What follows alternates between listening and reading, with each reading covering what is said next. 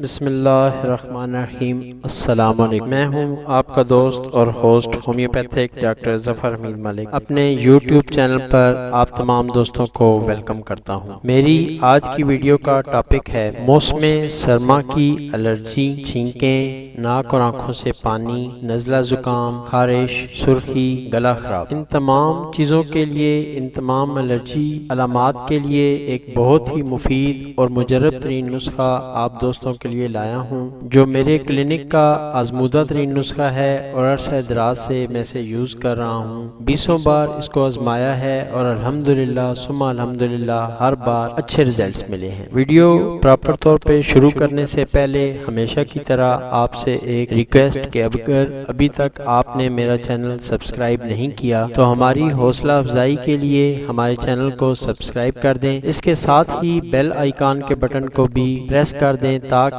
آپ کو ہماری آنے والی تمام ویڈیوز کی نوٹیفیکیشن ملتی رہے۔ اگر آپ کو میری یہ ویڈیو پسند آتی ہے اور آپ سمجھتے ہیں کہ میری یہ کاوش بہترین ہے، بہتر ہے، اچھی ہے، تو اس کو پلیز لائک ضرور کریں۔ ہماری ویڈیوز کو فیس بک اور واٹس ایپ پر شیئر بھی ضرور کریں۔ ہو سکتا ہے آپ کے دوست احباب میں کسی کو اس نسخے کی ضرورت ہو، اور کسی کا بھلا کرنا بھی تو ایک صدقہ جاریہ ہے، یعنی ہماری ویڈیوز کو صدقہ جاریہ سمجھ کر شیئر کریں۔ اللہ پاک تمام بیماروں کو شفائے کاملہ عطا فرمائے، آمین ثم آمین۔ الرجی کے بے شمار اسباب ہوتے ہیں۔ ہماری موجودہ مصنوعی زندگی جس میں بند گھر، غیر روشن اور تاریک کمرے، کارپیٹ، مصنوعی غذائیں، مشروبات اور پرفیومز وغیرہ الرجی کی چند وجوہات ہیں۔ دیہات سے زیادہ شہروں میں الرجی ہوتی ہے، جس کی وجہ فضائی آلودگی ہے۔ جہاں جہاں بھی صاف پانی کا فقدان ہے وہاں الرجی اور دائمی نزلہ بہت زیادہ ہے۔ پھیپھڑوں، گلے، غدود اور ناک کے کینسر کے مریضوں کی 80% وجہ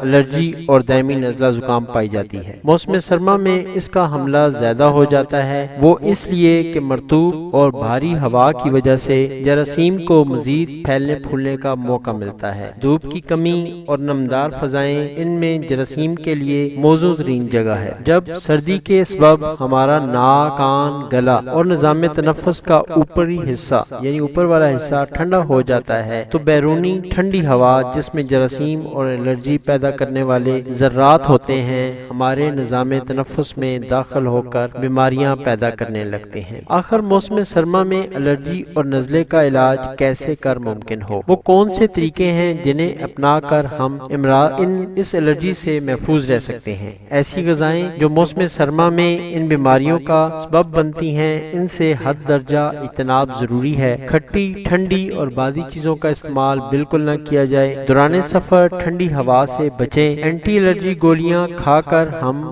مرض کو وقتی طور پر دبا تو دیتے ہیں، لیکن اندر ہی اندر یہ مرض اور بڑھتا، پھیلتا اور پھولتا رہتا ہے، حتیٰ کہ بعض اوقات اتنا بڑھ جاتا ہے کہ دائمی سانس کی تنگی اور دمہ، سانس کا پھولنا، نیند کی کمی، ٹینشن اور بے چینی کا ذریعہ بن جاتا ہے۔ کچھ لوگوں کو اس سے دائمی کھانسی، خشک کھانسی اور بلغم کے ساتھ کھانسی شروع ہو جاتی ہے۔ کبھی بھی اس مرض کو دبائیں نہیں، بلکہ مستقل مزاجی سے یہ نسخہ جو میں آج آپ لوگوں کے لیے لایا ہوں یہ استعمال کریں۔ انشاءاللہ تعالی اس سے آپ الرجی پر مکمل قابو پا لیں گے انشاءاللہ تعالی۔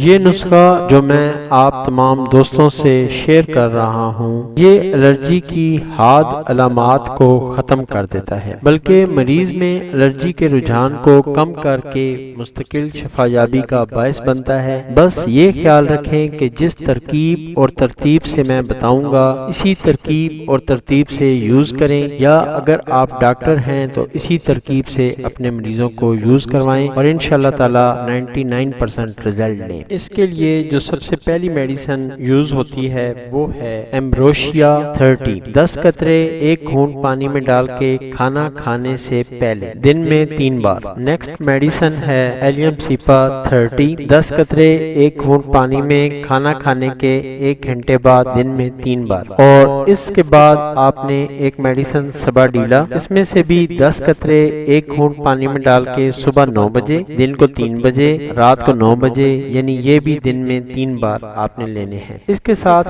ایک میڈیسن اور ہے جو ہے یوفریزیا، اس میں سے بھی آپ نے 10 قطرے 1 گھونٹ پانی میں ڈال کے دن کو 12 بجے، شام کو 4 4 بجے، رات کو 8 بجے، یہ بھی دن میں 3 بار آپ نے لینے ہیں۔ یہ ہے جناب وہ نسخہ جو آپ کی الرجی کو انشاءاللہ تعالی مستقل بنیادوں پر ٹھیک کر دے گا۔ اللہ پاک تمام سننے اور دیکھنے والوں کا حامی و ناصر ہو۔ اللہ پاک آپ کو اور مجھے درگزر کرنے والا بنائے۔ اللہ پاک ہم تمام سب لوگوں کو صحت، زندگی اور تونگری عطا فرمائے۔ آمین ثم آمین۔ Thank you for watching.